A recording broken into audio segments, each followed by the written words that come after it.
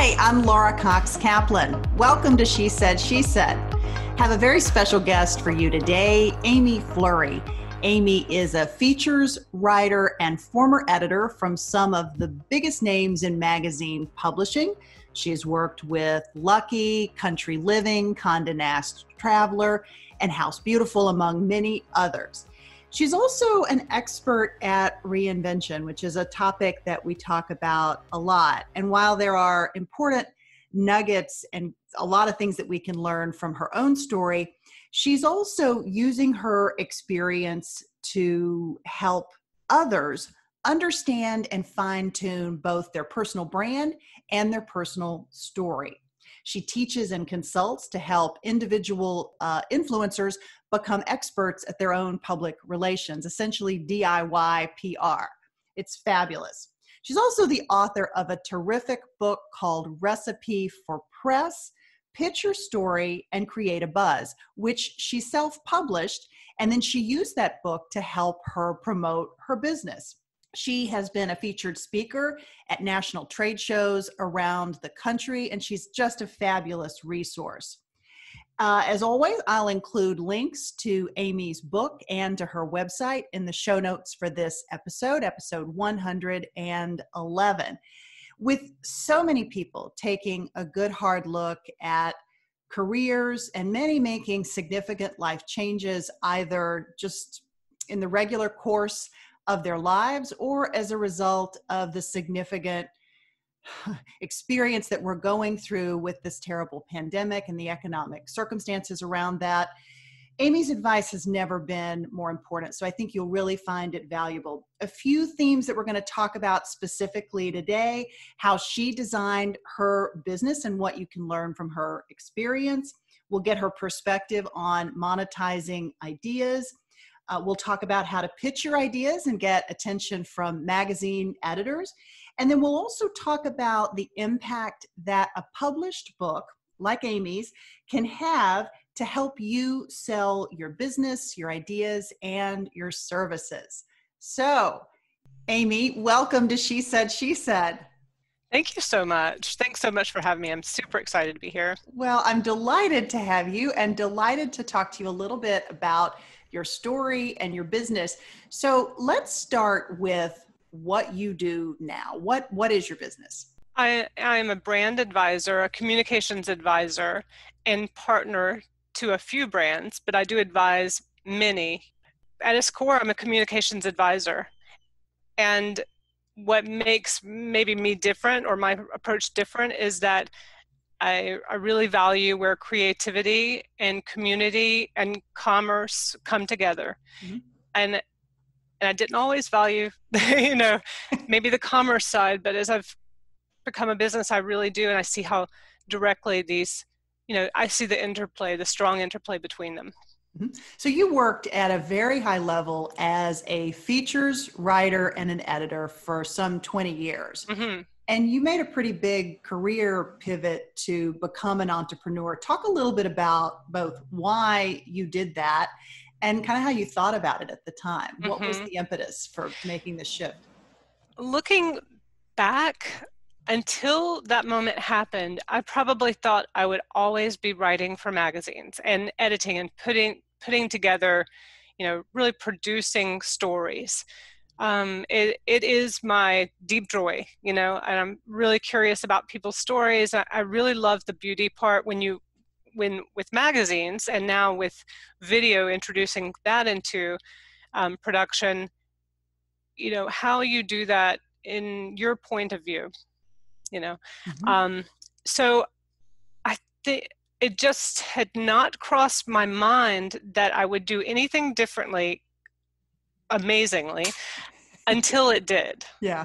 And I remember when it did. I think I was interviewing a very big designer. I'm not even going to name names because it would seem insulting, but they were so good at handling me, the press. Mm-hmm. And I was at supposedly the peak of my career, so I was the chosen, writer to spend time, and only one. There was only one who got this time.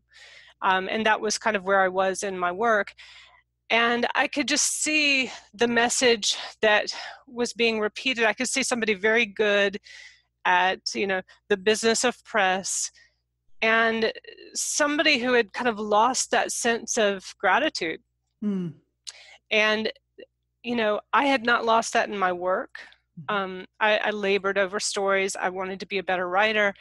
And when I saw that, but then I also it was in the fashion field, I just had a very strong feeling like maybe I have something to contribute now, Mm-hmm. instead of telling everyone else's story. I didn't abandon doing that, but it dawned on me like maybe it's my time now to, what do I have to say? Yeah. I didn't know what I had to say yet, but and then the recession came, and that quickly helped me. Sometimes when it's just so open, that paralyzes you.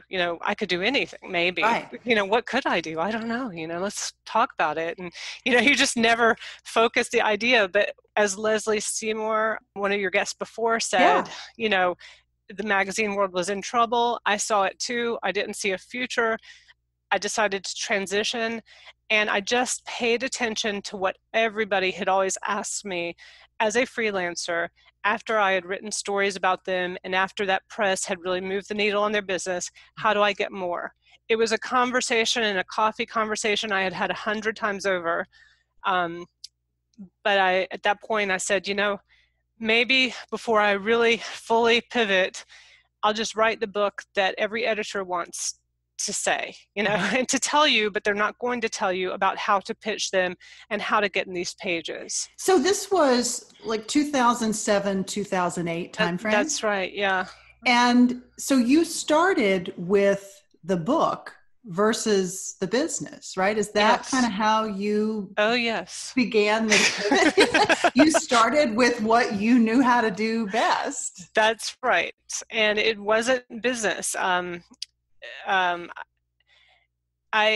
Somebody else told me something at that time, so maybe it was 2008, and they said, a career where you're having to reinvent the story every time is a really hard business to be in. And at that time I was kind of offended, like, well, you just don't know me then, because that's what I've done for 20 years. I'm good at it. But when the work's not there, you really can't argue. But I kind of actually thought about that one for a while, and I said, that wasn't an insult. It wasn't meant as an insult. It was like, you're in a new phase of your life. You can build a business around your core strengths. And you might need something that is recurring income, that you aren't personally responsible for every last word, every last contract, every new idea, Yeah. So a book actually was that. I did the book because it's what I knew to do. And I kind of had a bee in my bonnet. I approached a design school. I didn't know how to do a book, and I didn't feel like I had time to go through the traditional publishing path, which is to go through a publisher, an agent. I didn't really have a track record. So I approached a design school, and I said, listen, I know this idea is going to be great. If you just could take me on as a project. I've seen you've done, beautiful books, and I want to do a beautiful self kind of help or business help book. So they said, they finally came around and they said yes, and they assigned me a student, and we did this book in a semester. That's all the time I had. After that, the kid graduated, and we had a kind of peer advisor or a professor that met with us as we tracked through. I'm going to grab the book, even though if you're listening to She Said podcast, you won't be able to see it unless you go to the website. But if you're watching on YouTube, this is the first book, right? Yeah. And it's a beautiful, as I was saying to Amy before we got started, it is truly beautiful. Most of us have read self-published books before, but they have that feel like somebody put it together in there. Not to say that the content cannot be great with a self-published book. Much of it is really terrific. Yeah. This is both quality content as well as really beautiful. And so I was really curious as to how you put this together and to do it that fast. Um, Well, I kind of treated every chapter like an article, like I was producing, like I had been doing, a feature article. And if you'll notice, it's almost put together in sections like a magazine, so it has some recurring graphic elements. Um, I knew that, it should be beautiful. That was the world I was coming from. yeah. And the images sell. So I really made sure to procure really, and to go and use people in the book that would be able to deliver the images and that I could use, because I didn't have the budget to go and do all the photo shoots. I knew how to do that from my magazine days. Mm-hmm. And then it just helped me to organize it. But I also just wanted to simplify the art of getting press on your own, because it was so overwhelming. There are many stages, but what I was trying to do with this is just simplify it and demystify, because I could see people had just really gotten themselves worked up about what the approach should be. I felt it on the other end as an editor when people pitched me like I was some Oz, behind the curtain making judgment on their Yeah. product, and on them. And you're And probably also seeing it from the standpoint that, you probably saw errors that they would make or ways in which they could have designed their pitch that would have been more effective as you were the person that's right. receiving it. And they were similar. Most people made the same errors, and they thought they were doing it correctly, and they were more overworking it, if anything, trying too hard. And the signals that you want to send busy editors is that you're going to be easy to work with, you're going to value the relationship, and that you're ready for press. And so the indicators, what are those indicators? That I go to your website and it looks, like you're ready, like I want to send tens or hundreds of thousands of subscribers to it and feel good about that. It's that you have those press ready pictures. It's that to return calls to editors quickly, but you don't call them to pitch. You don't get your feelings hurt when we say no for now. It's not, we'll probably come back if we like it. It's not telling the whole story, not overwhelming the editor with your entire story, but approaching them with part of your story that matters to the pages they write. And what that means is that you bothered to read it beforehand, and you have some familiarity with the work, and that you've tried to do the homework to approach them with something that they might be looking for. So it's not everybody gets through reading this book and they're like, oh my gosh, thank you so much. It's like a deep exhale. And I will hear often people say, well, that's really common sense. But it still helps to know that, I think, because ego plays in here like someone's choosing you over the next. That is true. An editor's job is to pick and choose. But you have editors write these pages over and over and over again. I just see it like fishing. Like if I pitch, I'm going to catch a fish if I do it long enough and I do it well and I know the hot spots and, Yeah. and just treat it like that. But it is a big part. It should be a part of the business. If you have products and if you have online websites or if you have a book. And that's where I learned even more deeply when I finished this book. And I printed, I think I told you this, I printed an obnoxious number of books. They arrived on a semi. Didn't plan for that. You printed, I think you told 10,000. 10,000 copies. So and my first challenge was, where does the semi drop them off? Oh my God. Yeah. Yes. It kind of lit a fire under, and you don't, it's really funny looking back. It really did light a fire under me to get out there and sell them. And I kind of took the attitude, like, if I can't sell what I have written a book about, if I can't share this with editors and try to get some help getting attention for it, then it shouldn't exist. But it exists right now. So I just really got busy pitching my own book, both to editors and to market directors at these big centers where people gather.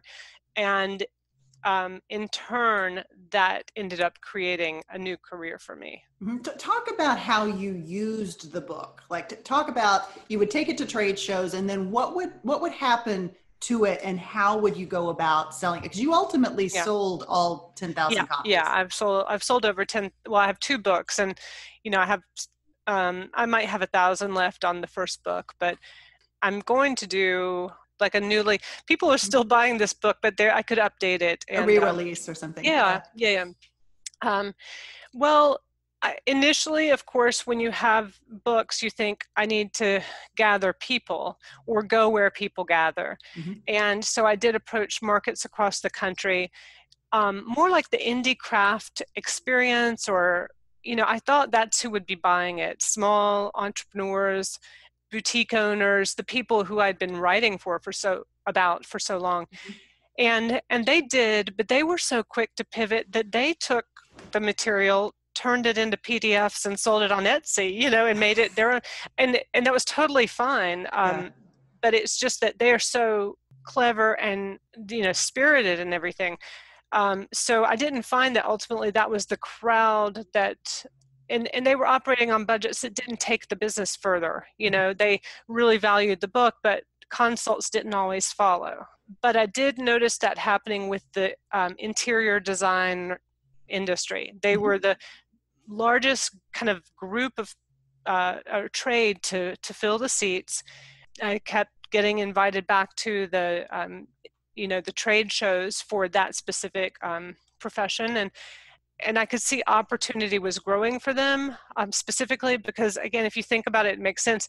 They operate in beauty, they operate in strong photography, and they move, a lot of money moves through their hands, so everybody wants their attention. So when suddenly everybody, manufacturers and people who before just showed up to sell goods, and now they have to have all the social media channels, they have to have newsletters.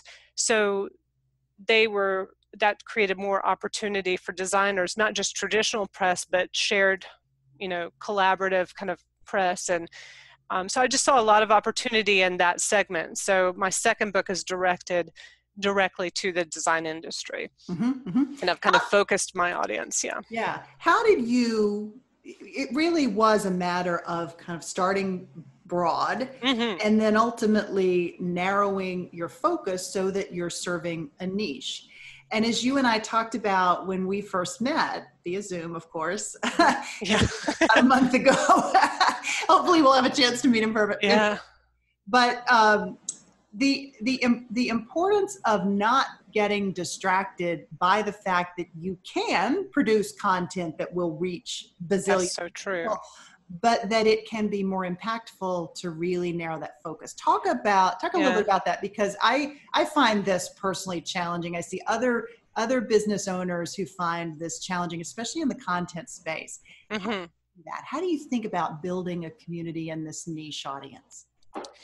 Everybody says it, all like, I've heard so many people talk about, find a niche that's it's a lot easier, but you will do better. Your business will thrive. And it really seems counterintuitive. If I have a message that speaks to everyone, why would I do that? Why would I abandon everyone and go down this path? But what ends up happening, I have learned, is that more opportunity, you need to be not just an expert in, for me, communications. You need to be an expert in that field. Then suddenly more opportunity arrives. So for me, through speaking, through going to the design centers and really beginning to understand the business of interior design, I was approached at some point to be a creative director for a project management app. It was kind of the first of its kind project management app for interior designers. It was a technology piece, but that had to be positioned, really well. And that's what I kind of now know how to do best, is position a company through voice, through feeling, through visuals, and through a strategy. So then through that job, which was short-lived, I learned all the back end. I learned, the sequence of interior designers and their projects. I was exposed to top executives on the manufacturing side. So my exposure became greater in this niche. Mm-hmm. Um, and then the consulting that started coming to me through that, I had more and more depth of experience in that field. So then I start working with showrooms. So that's another segment of the interior designer, and is somebody that the interior designer directly needs, and the showroom needs the interior designer. I started working with manufacturers. So all of the common thread were everyone that I started working with or was approached by needed the interior designer. So that told me again, keep paying attention to this interior designer. They're important. Mm-hmm. And not only do you see, opportunity, not only did I see just wild opportunity for them in press or in press like, I guess just opportunity for them in that Mm-hmm. way. I saw how valuable they were to these other segments within that industry. And then I started putting a business together around that. Yeah. How So I hard? guess that's what happens, is that you just become an expert not only in what you're doing, Mhm. but in you become a different kind of expert. And those two things can marry to be a more profound business. Yeah, yeah. How difficult was it to turn all of this into a business? This was a right. It's a real pivot to go from working for someone to Yeah, becoming your own boss and an yeah, entrepreneur, and actually taking that entrepreneurship and monetizing it. Those are different things. right. How challenging was that, and what advice would you give to people who are thinking about embarking on something like that? It's just kind of sweet to think about that question and to think about the things that stand out along the way. In brief, I think what I can say is it's who I am, it's my life. It's not just the work, it's a big part of my life. And so I treated it like that. So when so sometimes we went across the country, and if I saw like, oh, I got a gig in San Francisco, we'd take the family, and they would help me. They would help me set up. I would be doing things that were very humbling.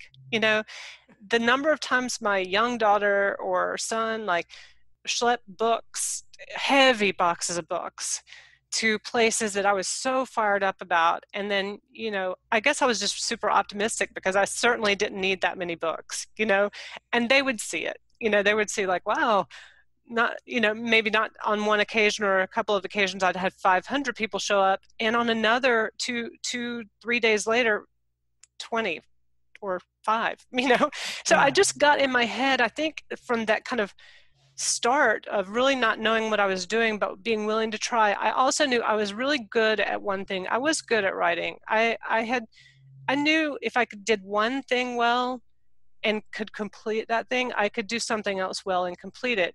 It's just going to take time.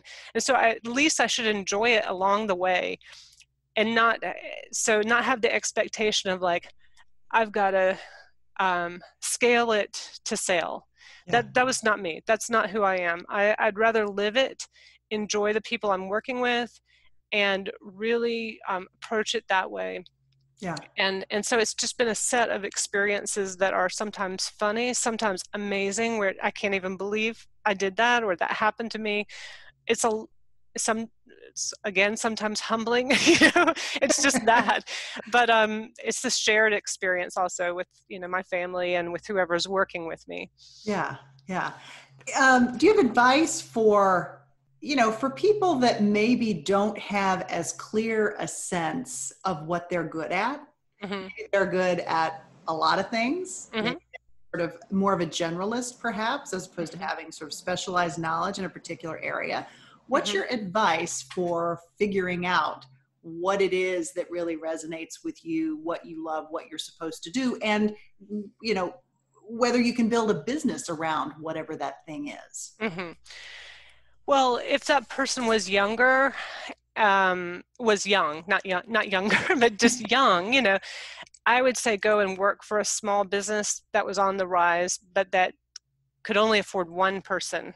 Be that person, because you might have graduated in journalism, and you think you're going to be doing communications for that small business, and what you're doing is your communications, you're sometimes the carpool ride, you are you're in production, you're in operations, you get kind of a more broad, because that's how small businesses are. There are no marketing departments necessarily. But I like that, because then that person could kind of see where their strengths are, and the person they're working for could also, and as you grow, then you would get more focused, and then you might be able to build out that department. But generally, working for a small business, you're going to do a little bit of everything, and just kind of going into that with the same vigor. I really did like that interview with Leslie. Thank you. Thank you. She's such a rock star. But, when you get to 40, like what she was saying, something's going to happen. It's just different phases of life. So I think my better advice is, what I've learned is really, really look at where you are in life, because where I am right now, in 5 years, not in 10 years, in 5 years, it's going to look a little different. So just take it in little chunks like that, so that you're not making a decision that feels like for the rest of my life. Just really consider that, and really consider, what are your priorities right now? Someone helped me learn to do this kind of from a business, angle. And once you know your priorities, then you can make decisions around that. Right. That's my answer, kind of as we get older, and as women, there's a lot on us. There's a lot of expectation. So I have really appreciated kind of taking that smaller time frame and making decisions around my priorities and where and how I want to spend time. It's interesting. And I think you touched on this when we talked before.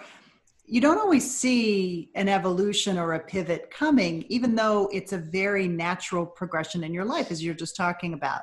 And it feels to me like if we did a better job of preparing each other, right? Preparing our future selves for what that evolution, career, personal, and otherwise may look like, that it can make it seem like a more natural occurrence, as opposed to something that, at least for me, was a wake-up call and kind of shocking to me, that I all of a sudden outgrew what it was that I was doing and really desperately wanted to do something that was very, very different from that. But you felt like you had to make a leap into an unknown, and that you probably didn't have the support, or people, like, you didn't know who to go to, or they didn't know how to even respond to you. I agree fully. I mean, that's a big thought. Yeah. Yeah. I'm glad you're talking about that now, because I have an 18-year-old daughter. She's going to remember this. Yeah. No, I think it's, you launch into your career and you think, I won't ever, I'm in my dream job, I won't ever get tired of this. Yeah. And you will. It doesn't matter what you're doing. You're going to hopefully continue to grow and evolve. And it's just a natural part of that evolution. Well, doesn't that free you up to dream a little and to think, and I do really value that about this country in particular, is that it's no walk in the park. It's not easy to be a small business owner. And, small business is not, like, in the eyes of the government, it's not that small, Right. It's not easy, but you do have the opportunity, and so that's nice, because then it does open up, what can I do? Where can I look? How can it look? You kind of have the room to shape that. Sure. Let's talk a little bit about the other revenue streams that you've grown. You started with the book as a jumping off point, but you also have a consulting business. There's a number of different things that you're doing. The magazine, which I know is very specific to your kind of core followers. Talk a little bit about the other elements of your business that have grown since you launched this. Okay. So started with book one, and quite honestly, I thought that was it. Done. Yeah, I really did. I thought I kind of needed to get it off my chest, but it was that ordering 10,000 again that was like, oh God. What would have been a better number? I mean, would you do it differently? That's a very good question. If you could have not fill up your garage all at one moment. Right. Okay. When you look at even 1,000 books physically, see, that is a lot of books to sell. If you don't have a distributor, and I did not, I had me, I had me and my idea and my confidence that people needed this book. That was enough. But, I was going to have to figure out, I didn't have a mentor, let's say, or any kind of understanding of how this worked.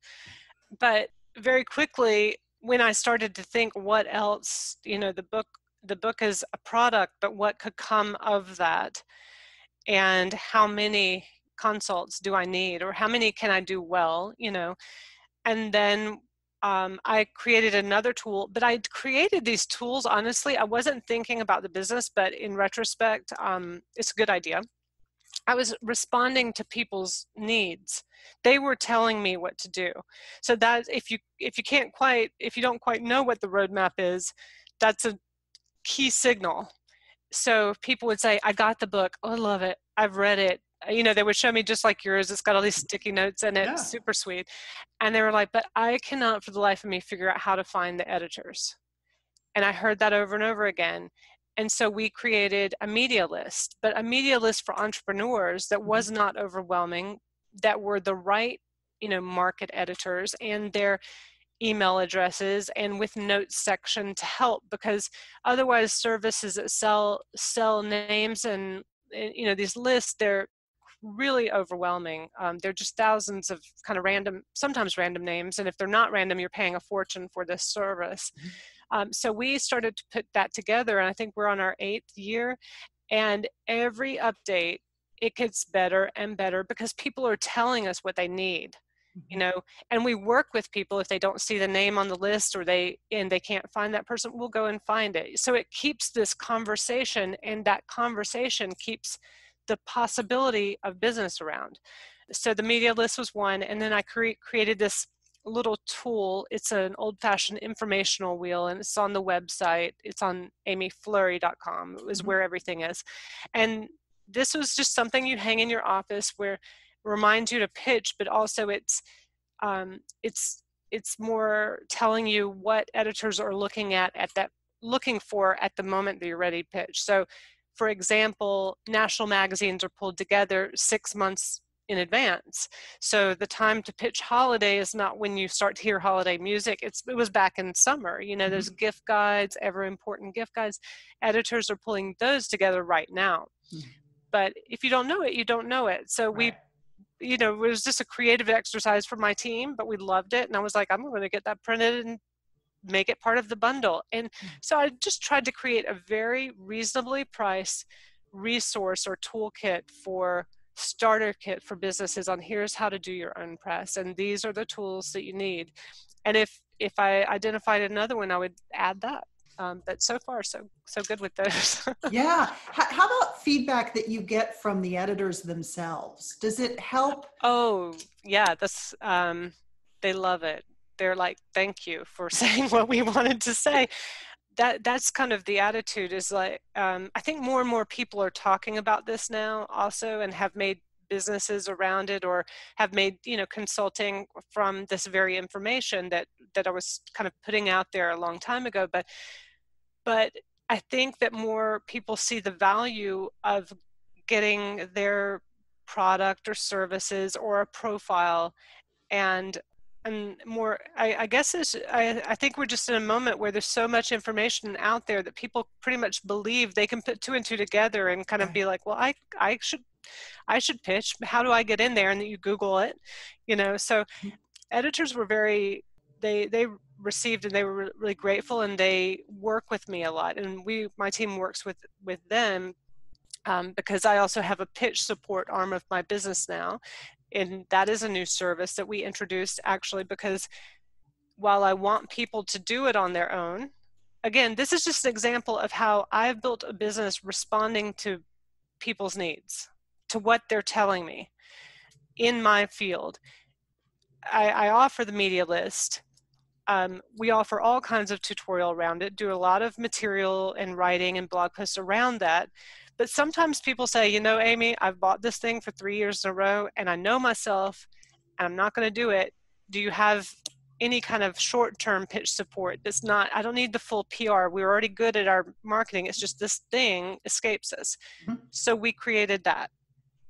And that's what I'm saying, is that it's kind of, if you're paying attention, to what people are asking for time and again. And for so long, I put the brakes on that. I was like, no, I was all about DIY PR. I don't want to do your PR. I want you to do your PR. Right. But this is just one part of that. A lot of responsibility for a company, and sometimes you just need a little help, a little support. Sure.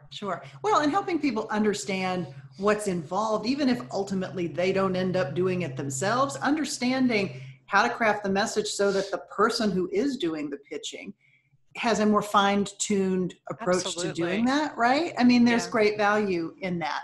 Talk a little bit about how you've grown as a person. What's changed for you as you have embraced this new path? It's a hard question, maybe. Yeah, but it's always the hard stuff that helps you expand and grow. Realizing there are so many people out there that are so good at their work, and you don't have to fight against that. Like, flow more like a river, you know? And I think for whatever reason, I wanted to be really good at things, but maybe I wasn't as good at sharing. And so when I wrote the book and when I had to put myself out there, I realized that sharing was quite natural, you know, but why had I not learned that was a good thing when it came to business? Or maybe the moment just changed, and it's definitely now even more so. People are, you know, it's the collaboration over competition. But for so long, I think we had just been pumped like competition. And I'm an athlete and I'm kind of wired that way. But when I kind of relaxed a little bit and just realized there's room for everybody, you know, and that it's really nice to be a part of other people's growth. So I have something that can help one part of that. But what I understand now is there's a lot of parts to a good business. So just, you know, don't try to own all of that and take all the credit. You know, it's just not necessary. And that came with age and experiences. Yeah, absolutely. Another part of that notion of, I mean, really paying it forward and tapping into giving back is something that you've done naturally, really across your entire career. And that is this internship program that you have been doing for a number of years, even before you started your business. Talk about why having this internship program has been important, what the benefits are to that. Interns are kind of like having kids too. So it's always, you know, as your kids get older and you realize like how, or they help you realize sometimes like how little you know. And they would be the first to tell you how little you know. They would. Now, the internship program is something I started about 20 years ago. I do live in a college town in Athens, Georgia. The university is on our doorstep, you know, back door. And they have a very good journalism school, and I graduated from that school. And I think someone suggested that long ago, I was writing for Lucky magazine. It was a very popular it was at its heyday. And I think someone came to me and said, I want to be an intern. And I didn't, like you said earlier, like I don't have the structure to you know, and I do remember that one of the first candidates who came to my house, because I was operating from my home office, she came in heels and I had gravel in the driveway, and she complained that, you know, she had kind of messed up her heels, or, you know, and I just thought, this is going to be fun. But I looked at her resume and I saw, honestly, I was like, this person knows a lot more than I do in some departments. Why would, you know, if I can, or if not her, someone else like her. So it wasn't her, but someone else with that much experience and knowledge in a different part of communications came around. And she was so adorable. She didn't have a resume. Her enthusiasm alone made me excited. She said, Amy, I'll do whatever makes your life easier. If I can just learn a little bit from you. I want to go to New York after I graduate. I feel like I need, you know, some kind of guidance, and you're working for one of the top magazines, so I'll do whatever. And she even bounced her chair closer, like, to me. She said, I just feel like I'm so far away, you know. And And I thought, this is exactly the opposite of what, this is so sweet. She ended up working with me. I just found the right person at the right time that I thought could get past the fact that I'm working in my office, that I had toddlers or whatever age the kids were. Oh, they were very young. One didn't even exist.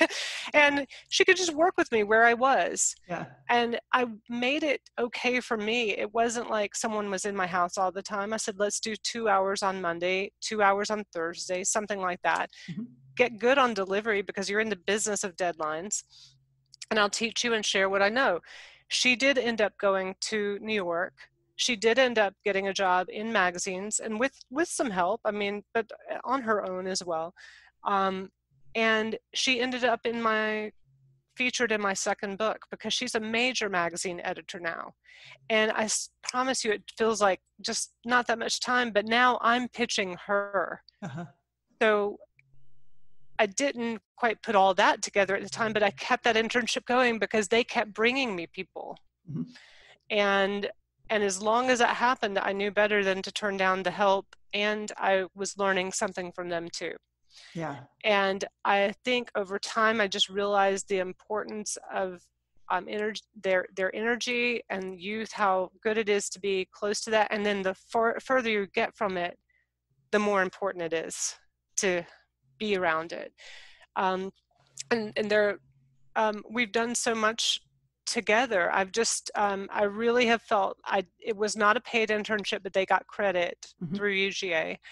But I made sure the deal was, I'm not even going to do this for a semester. You have to stay with me the whole year.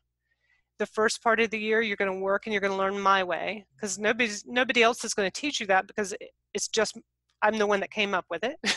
Right. And the second part of the semester, we're going to start working on you because you're going to be graduating. So I'd try to get kids that were in their junior year, going to graduate, and then I would help open doors for them. Mm-hmm. And probably 50% I do that successfully, and probably 50% are able to do that on their own and have something beforehand. But about 80% of those interns are still in my life in Wow. one form or fashion. We're talking now like probably there's 40 or more that have graduated through this program.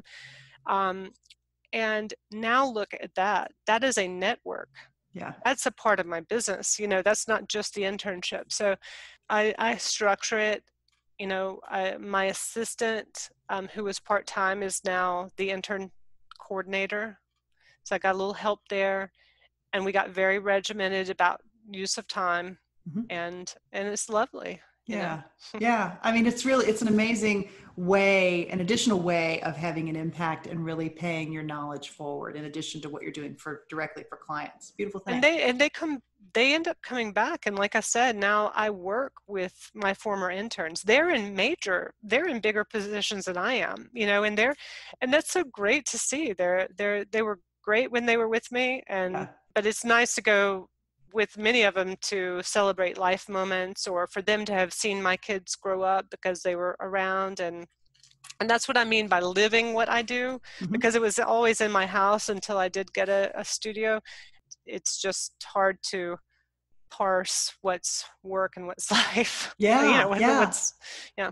Well, you were set up interestingly for, when this pandemic hit, because you're already working from home. How much changed with what you were doing? What was the impact on your business? I did have an office that I had for 6 or 7 years downtown, specifically for the interns, because it was just getting a little snug. And specifically to house some books also. Mm-hmm. And I had let that go last year because I was going to build a studio, and will still do that, but that got put on hold. Yeah. Okay, so I think this is one of the key things in business that they don't talk about enough. We already knew how to be lean. And when you grow and grow and grow and fast, you start to feel like, well, I need more space. I need.